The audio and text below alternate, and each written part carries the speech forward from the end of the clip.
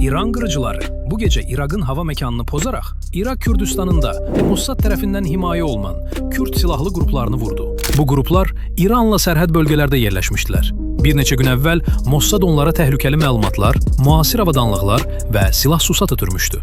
Üstəlik, son günlərdə ABŞ ordusunun 75-ci Hava Desant Briqadasının çətirbazları səssiz şəkildə Kürdistan bölgəsinə daxil olmuşdu. Bu, regionda böyük bir planın hazırlandığından xəbər verirdi. İranın İsraildəki informatorları xəbəri dərhal Tehrana çatdırdı. İran hava qüvvələri saniyələr içində işə düşdü və həmin qruplaşmaların bütün mövqələrini dəqiq hava hücumları ilə məhv etdi. Bu əməliyyat sadəcə bir cavab deyil, bu, təxribatın qarşısını almaq üçün qabaqlayıcı zərbə idi. Eyni zamanda iki mesaj daşıyırdı. Birincisi, İran açıq şəkildə elan edir ki, ərazi bütövlüyünə təhlükə hiss etdiyi an, xəbərdarlıq etmədən öncə zərbə indirəcək. Bu, müdafiə doktrinasında yeni mərhələdir. Bəs ikinci mesaj nə idi? Sizcə İran bu zərbə ilə kimə və nəyi çatdırdı? Fikrinizi şərhlərdə yazın.